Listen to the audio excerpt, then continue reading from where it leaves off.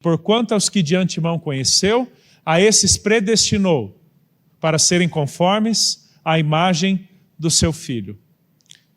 Predestinação é daqueles conceitos teológicos fundamentais para a vivência cristã. Não é simplesmente um tema da teologia sistemática. Não é simplesmente um tópico de discussão histórica. Não. Predestinação é o grande projeto de Deus de nos moldar à imagem de Cristo Jesus. Está intimamente relacionado com o conceito da eleição. Semanticamente ou tecnicamente não são exatamente a mesma coisa, mas são tão entrelaçadas, interpenetradas, a tal ponto de você não poder dissociar eleição de predestinação. Mas nas pouquíssimas ocorrências do termo predestinação, especialmente no Novo Testamento, os autores vão dizer que nós fomos predestinados para sermos de Jesus. Ou seja, de antemão Deus destinou a quem pertenceríamos em termos de propriedade, posse, como povo realmente exclusivo de Jesus. Fomos predestinados para a adoção em Cristo. Mas também fomos predestinados para sermos conformes à imagem do seu Filho. Ou seja, quando não existia história, quando Adão e Eva não tinham sido criados, quando nenhum pecado havia sido cometido, Deus já havia decretado, nos seus desígnios eternos, de que todos aqueles que viessem a ser salvos em Cristo, a razão última, a realidade última da sua vida cristã, seria a sua semelhança com Jesus.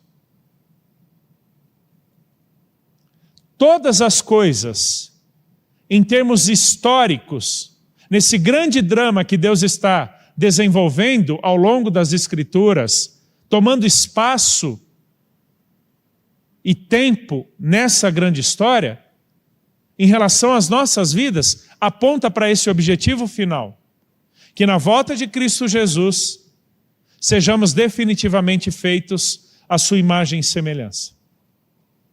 É aquilo que, por exemplo, João vai dizer, em 1 João, capítulo 3, que um dia nós o veremos, como ele é, e seremos feitos à sua semelhança. É por isso que estamos no tempo, sendo transformados de glória em glória, na imagem do seu Filho, pelo poder do Espírito. Ou como Paulo muito bem sintetiza a ideia, em Gálatas 4,19, meus filhos, por quem de novo sofro dores de parto, até ser Cristo formado em vós. E tanto o texto de Romanos, quanto de 2 Coríntios 3 e de Gálatas 4, usam uma mesma raiz para a ideia de forma ou imagem, que é o termo morfê ou morfol, onde morfol não significa simplesmente a aparência externa de algo. Há um termo grego para isso, é esquema.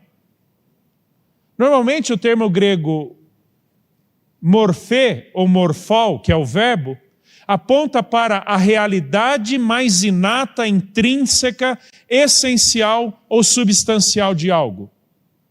Não é simplesmente uma aparência externa, não é simplesmente uma cópia de algumas poucas atitudes que assemelham um indivíduo a outro. Não. Morfê aponta para uma realidade substancial, essencial, fundamental, que liga dois personagens ou dois indivíduos tão intimamente em que um é confundido com o outro. Esse é o propósito de Deus para a nossa salvação em Jesus. Sermos progressivamente transformados à imagem de Cristo, de tal forma que sejamos confundidos com Ele. Confundidos em que sentido? A semelhança de Atos, onde os discípulos são chamados pela primeira vez de cristianos.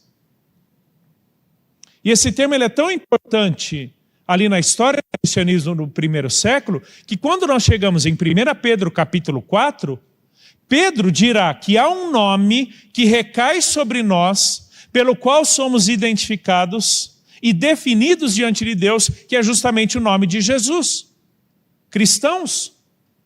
Ou seja, a natureza da vida cristã é a nossa semelhança com Cristo de Jesus, de tal forma a estarmos nele e ele em nós, onde a única coisa que resta em nós é a obra dele, e não simplesmente as nossas vontades, interesses, projetos, sonhos e por aí vai. Esse é o grande projeto de Deus para nós em Jesus, queridos. A semelhança do seu Filho em nós.